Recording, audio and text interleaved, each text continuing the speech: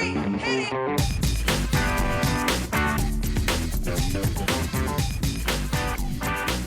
Good morning, good afternoon, good evening, and welcome to today's Caffeine for the Soul. If you want to learn more about the ideas behind what I share in these podcasts each week, check out our basic course online. You can go to michaelneill.org/basic, and you'll get access to some videos that will just give you a gentle and quick introduction in more depth to what I call the inside-out understanding. Today, what I want to talk about is one of the most helpful but often hard to grasp distinctions that lets you go from being an accumulator of good ideas, an accumulator of knowledge, to living a guided life.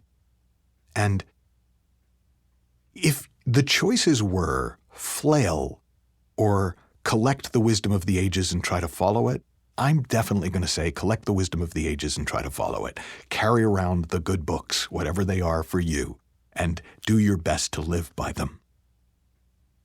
But it turns out there's another choice. There is a choice to live in a real-time flow of knowing and wisdom, of real-time guidance. And to better understand what I mean, think about, and this is going to probably require you to have been alive and somewhat adulting before iPhones were invented and GPSs were ubiquitous.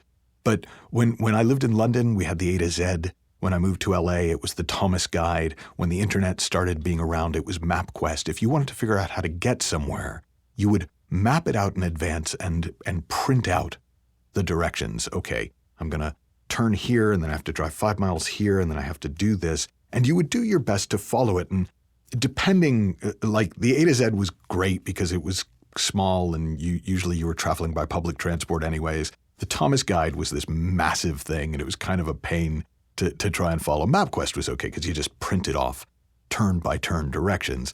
The problem was, if you missed a turn, there was no way to know.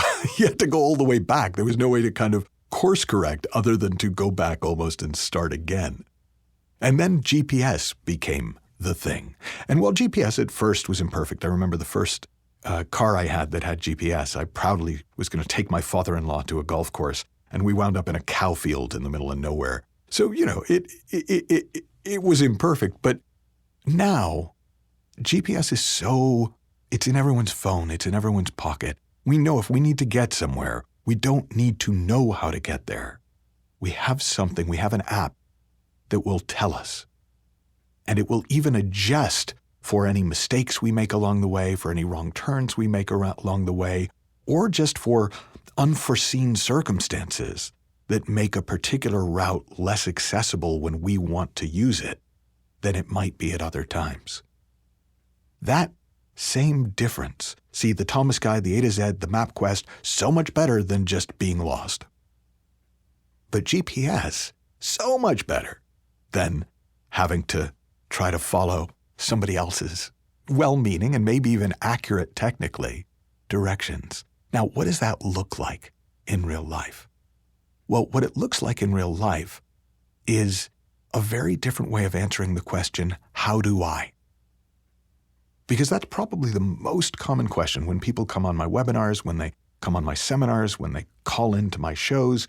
The most common question is, how do I blank? How do I become more this? How do I get better at that? And each time I have a choice. I can give them my favorite strategies, or I can show them that they have a built-in guidance system that will take them on the optimal route because it's real time from where they are to where they want to go. And the funny thing is, once people start to notice that, because I'll say, well, what occurs to you? And they'll go, well, I don't know. And it's funny how some people don't even want to answer that. But if they will go, well, what occurs to me is I could call this person. Call them. And then even if they don't know what you need, somehow that very act of following, the next thing will occur to you. And then the next thing will occur to you. That's why one of my favorite guides to guidance comes from a book called A Rich Man's Secret. And he says, take the first step, no more, no less, and the next will be revealed. It's almost like living life as if you're a participant in the amazing race, where until you get to the clue, you don't know where the next clue is going to get you. And you know you don't know, so you really aren't trying to think further ahead. You're just following the flow of the revelation of what occurs to you. Now, here's what happens though.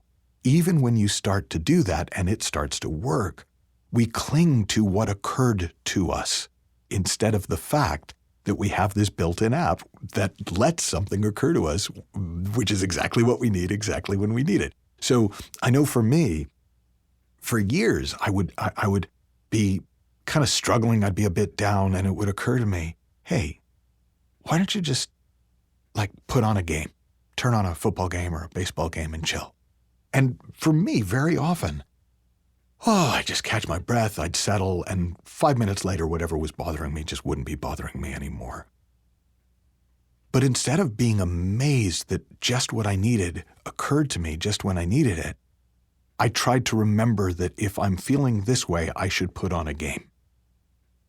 I sometimes would get nervous before going out in front of a large group of people, a large audience, or before filming something that I thought was important. And it occurred to me once, you're the one making this important. You are the one making this a big deal. It's very possible no one will ever watch this. Nobody might show up.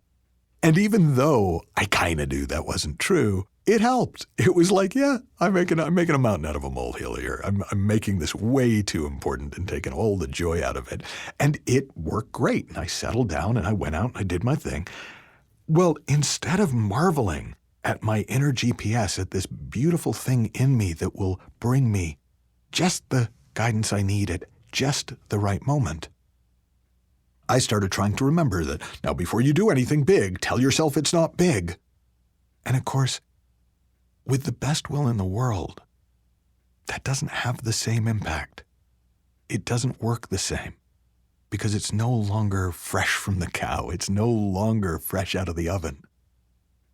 My mom grew up during World War II, and she talked about how, they had enough availability of resources that they could have one loaf of bread a week, and her mother would bake the bread and wouldn't let them touch it for 2 days. Because if they ate it when it was fresh, they just ate the whole loaf, and it had to last the week. So she waited till it got a little bit stale so they weren't tempted to overeat it. Well, this is the opposite of that. When we try and follow yesterday's guidance today, whether it's somebody else's or what came from us yesterday, it's just not as fresh. And the longer we try to keep it alive, the staler it gets, the less nutritious it is, the less tasty it is. But when you follow your fresh out of the oven guidance, it's gorgeous. You're going to have a great time going for and getting wherever it is you want to go and whatever it is you want from life. Have fun, learn heaps, happy exploring, and I'll talk with you soon.